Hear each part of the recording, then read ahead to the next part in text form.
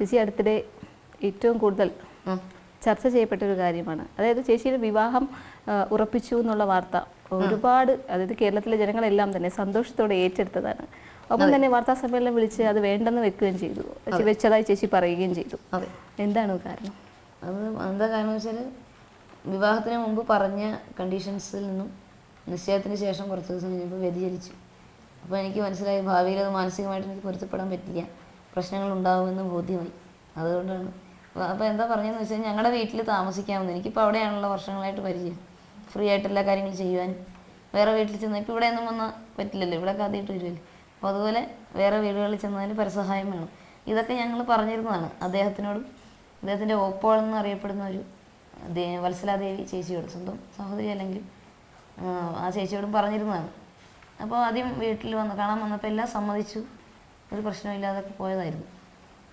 പിന്നെ സംഗീതത്തിന് യാതൊരു തടസ്സവും ഉണ്ടാകരുത്, അച്ഛനും അമ്മയും എങ്ങനെയാണോ പ്രോത്സാഹിപ്പിക്കുന്നത് അതുപോലെ തന്നെ അദ്ദേഹത്തിൻ്റെയും പ്രോത്സാഹനം ഉണ്ടാകണമെന്നൊക്കെ പറഞ്ഞിരുന്നതാണ്. അപ്പോൾ ഇതൊക്കെ മാറി. നിശ്ചയം കഴിഞ്ഞപ്പോഴത്തേക്കും അതിൽ നിന്ന് വ്യതിചലിച്ചു. അവിടെ വന്ന് നിൽക്കണമെന്നായി. പിന്നെ നീ വല്ല പാട്ട് ടീച്ചറുമായിട്ട് ജോലി ചെയ്താൽ മതി, പിന്നെ സംഗീത പ്രോഗ്രാം എപ്പോഴും ഉണ്ടാവില്ല, ഇങ്ങനെയുള്ള ചില പ്രശ്നങ്ങൾ. അവിടെ തന്നെ നിൽക്കണമെന്നൊക്കെ ആയി. അപ്പോൾ അത് രണ്ടും എനിക്ക് പറ്റില്ല എന്ന് പറഞ്ഞു. അപ്പോൾ അദ്ദേഹം തന്നെ പറഞ്ഞു, നിനക്ക് ബുദ്ധിമുട്ടുണ്ടെങ്കിൽ നീ പിന്മാറിക്കോളാൻ പല പ്രാവശ്യം പറയുകയും ചെയ്തു. അപ്പോൾ പിന്നെ അത് തന്നെ നല്ലതെന്ന് എനിക്ക് വ്യക്തമാക്കി തരുന്ന കാര്യം. എല്ലാം ദൈവാനുഗ്രഹം, നേരത്തെ അറിയാൻ സാധിച്ചു. വിവാഹത്തിൽ നിന്ന് പിന്മാറണമെന്ന് അദ്ദേഹം നേരിട്ട് പറഞ്ഞിരുന്നു. അതിന് മുമ്പ് ഞാൻ തീരുമാനിച്ച കേട്ടോ വേണ്ടത്. ഇത് ഇങ്ങനെ പറഞ്ഞപ്പോൾ തന്നെ എനിക്ക് തോന്നി വേണ്ടാന്ന് തന്നെ. അപ്പോൾ തന്നെ ഞാൻ വേണ്ടാന്ന് വയ്ക്കുകയും ചെയ്തു, അതുപോലെ തന്നെ പറയുകയും ചെയ്തു. അപ്പോൾ എല്ലാം ഓക്കെ. ഒരുപാട് സമ്മർദ്ദത്തിലൂടെ കടന്നുപോയൊരു സാഹചര്യമായിരിക്കുമല്ലോ അത്, ഒരു സ്ത്രീയെ സംബന്ധിച്ച് പ്രത്യേകിച്ച്. പിന്നെ നമ്മുടെ സ്വപ്നങ്ങൾ അല്ലെങ്കിൽ നമ്മുടെ കഴിവുകൾ, സന്തോഷങ്ങൾ മറ്റുള്ളവർ മുമ്പ് വേണ്ടെന്ന് വയ്ക്കേണ്ട ആവശ്യമൊന്നുമില്ല.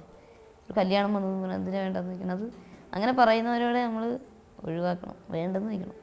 നേരത്തെ തന്നെ വേണ്ടെന്ന് വയ്ക്കണം. അത് നമ്മളെ പൂർണ്ണമായിട്ടും ഉൾക്കൊള്ളാൻ തയ്യാറാവണം. നമ്മുടെ സന്തോഷം, നമ്മുടെ സംഗീതം എന്താണ്, അങ്ങനെ ആത്മാർത്ഥമായിട്ട് നമ്മളെ ഉൾക്കൊള്ളാൻ തയ്യാറാണെന്ന് നമുക്ക് ബോധ്യമുണ്ടെങ്കിൽ മാത്രം അതിന് ഒരുങ്ങിയാൽ മതി. അല്ലെങ്കിൽ ഇതുപോലെ തുറന്നു പറയണം, പറ്റില്ല എന്ന് തന്നെ തുറന്നു പറഞ്ഞേക്കണം. അതിനെല്ലാവർക്കും പേടിയാണ്, അതാണൊരു കുഴപ്പം. തുറന്നു പറഞ്ഞാൽ എന്താ കുഴപ്പം? ഒന്നുമില്ല. കല്യാണം വേണ്ടെന്ന് മുടങ്ങി പോകല്ലേ, ലോകം മുഴുവൻ അറിഞ്ഞെങ്കിൽ ഇപ്പം എന്താ? എനിക്കതൊന്നും വിഷയമല്ല കേട്ടോ, ലോകം മുഴുവൻ അറിഞ്ഞു എന്നൊക്കെ അതൊന്നും ഒരു വിഷയമല്ല. വേണ്ടെന്ന് വെച്ചാൽ വേണ്ട, അത്രയേ ഉള്ളൂ. സ്ത്രീകളുടെയൊക്കെ പ്രശ്നം അതാണ്. ലോകം മുഴുവൻ അറിഞ്ഞു എന്തു വിചാരിക്കും എന്നും പറഞ്ഞാൽ സഹിക്കും. അതിൻ്റെ ആവശ്യം എന്താ?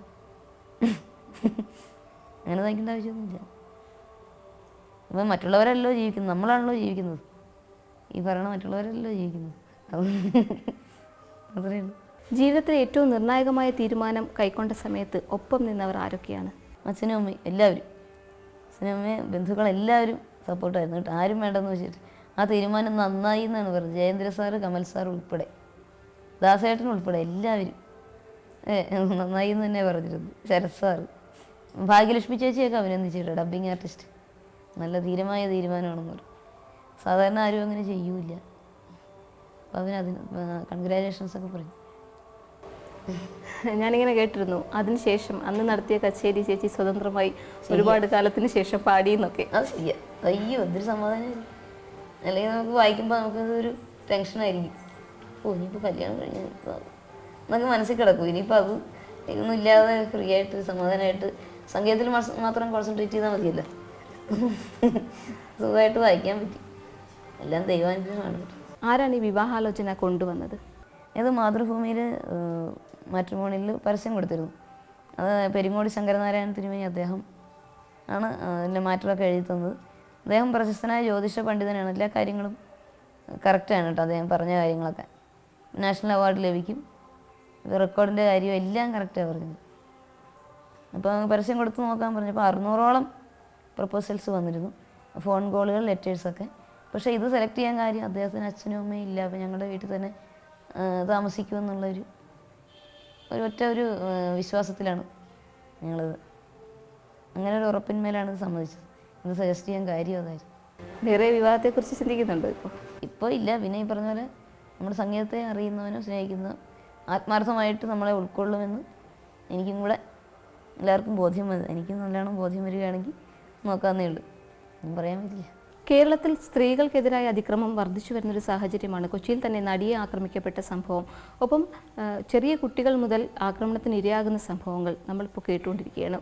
എന്താണ് ഈ ഒരു സന്ദർഭത്തിൽ വൈക്കം വിജയലക്ഷ്മിക്ക് പറയാനുള്ളത്? ശരിക്കും അവരുടെ പ്രതികരണശേഷി കുറവാണെന്ന് തോന്നുന്നു. വേണ്ട രീതിയിൽ പ്രതികരിക്കണം. അത് മാത്രമല്ല, സ്ത്രീകളെ ഇപ്പോൾ അമ്മയായിട്ടാണല്ലോ നമ്മൾ പണ്ടൊക്കെ ആരാധിച്ചിരുന്നത് എല്ലാവരും.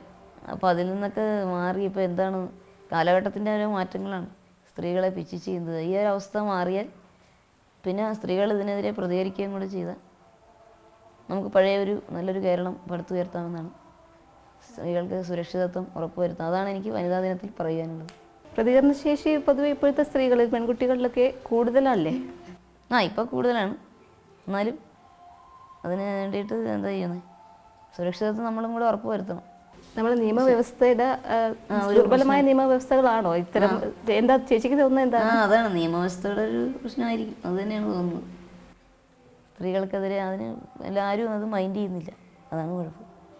സ്ത്രീകൾക്കെതിരെ ഇങ്ങനെ ഈ ആക്രമണം ചെയ്യുമ്പോൾ ആരും അതൊരു പിള്ളേർ കളിയായിട്ട് കാണുന്നതെന്ന് തോന്നുന്നു. ആരും അത്രയ്ക്ക് അങ്ങോട്ടേ മൈൻഡ് ചെയ്യുന്നില്ല. ലോകത്ത് നടക്കുന്ന സംഭവമാണെന്ന് പറഞ്ഞുകൊണ്ട് വിട്ടുകളെ, അങ്ങനെ പാടില്ല. പിന്നെ എന്ത് തുറന്നു ഇപ്പോൾ ബോൾഡായിട്ട് തീരുമാനങ്ങൾ എടുക്കാനുള്ള ഒരു മനസ്സുണ്ടാകുക, അതാണ് എനിക്ക് പറയാനുള്ളത് കേട്ടോ. വിവാഹവുമായി ബന്ധപ്പെട്ട് ചേച്ചി അനുഭവിച്ച മാനസിക സംഘർഷത്തിലൂടെ കടന്നു പോകുന്ന ഒട്ടേറെ പെൺകുട്ടികളുണ്ട്. അവരോട് എന്താണ് പറയാനുള്ളത്? ഇതാണ് പറയാനുള്ളത്. നമ്മൾ സ്വപ്നങ്ങൾ നമ്മൾ വേണ്ടെന്ന് വയ്ക്കരുത്. പറ്റൂലെങ്കിൽ പറ്റൂല എന്ന് തന്നെ പറയാനുള്ള ഒരു ധൈര്യം, തുറന്നു പറയാനുള്ള ധൈര്യം വേണം. അയ്യോ അത് ലോകം എന്ത് വിചാരിക്കും, എന്തെങ്കിലും ആട്ടെ എന്ന് പറഞ്ഞുകൊണ്ട് ഇങ്ങനെ സഹിച്ചങ്ങോട്ട് പേടിച്ചൊക്കെ ജീവിക്കും. എന്തിനത്? അത് പറ്റൂല എന്ന് തന്നെ പറയണം. അതുകൊണ്ട് എന്ത് പറയാം, ഒരു കുഴപ്പമില്ല, അത് പരിപാടി പറ്റില്ലെന്ന് പറഞ്ഞു. ഞാനങ്ങനെ തുറന്നു പറഞ്ഞു അദ്ദേഹത്തോട്. അതിനുശേഷം അവർ ബന്ധപ്പെട്ടിരുന്നോ? ഇല്ല. വീട്ടിൽ വന്ന് തീരുമാനം വേണ്ടെന്ന് വെച്ചതിന് ശേഷം പിന്നെ ഒരു കുഴപ്പമൊന്നും ഉണ്ടായിട്ടില്ല. ഏതെങ്കിലും ഒരു 4 പേര്. കാറ്റേ കാറ്റേ നീ പൂക്കാമരത്തിൽ പാട്ടും മൂളി വന്നോ, പാട്ടും മൂളി വന്നോ, ഞാലി പൂങ്കദളി വാഴ പൂക്കളിൽ ആകത്തെ നിറഞ്ഞോ, ആകത്തെ നിറഞ്ഞോ, ആറ്റ് നോറ്റ് ഈ കാണാമരത്തിന് പൂവും കായും വന്നോ, മീനത്തീ വെയിലിൻ ചൂടിൽ തണുതണെ തൂവൽ വീശി നിന്നോ, തൂവൽ വീശി നിന്നോ. ഗായികയും ധീരയുമായ വൈക്കം വിജയലക്ഷ്മിയോടൊപ്പം ഇത്രയും സമയം ചിലവഴിക്കാൻ കഴിഞ്ഞതിൽ ഏറെ സന്തോഷമുണ്ട്. എനിക്ക് സന്തോഷം. നമസ്കാരം. നമസ്കാരമുണ്ട്. നിങ്ങളോടൊപ്പം ചിലവഴിക്കാൻ സാധിച്ചതിൽ നിങ്ങൾക്ക് നല്ല പ്രോത്സാഹനം നൽകിക്കൊണ്ടിരിക്കുന്ന പ്രോത്സാഹനങ്ങൾക്ക് വളരെ നന്ദി പറയുന്നു. ഇനിയും ഇങ്ങനെ പ്രോത്സാഹനവും അനുഗ്രഹവും ഉണ്ടാകും. അതാണ് ഞങ്ങളുടെ വിജയം.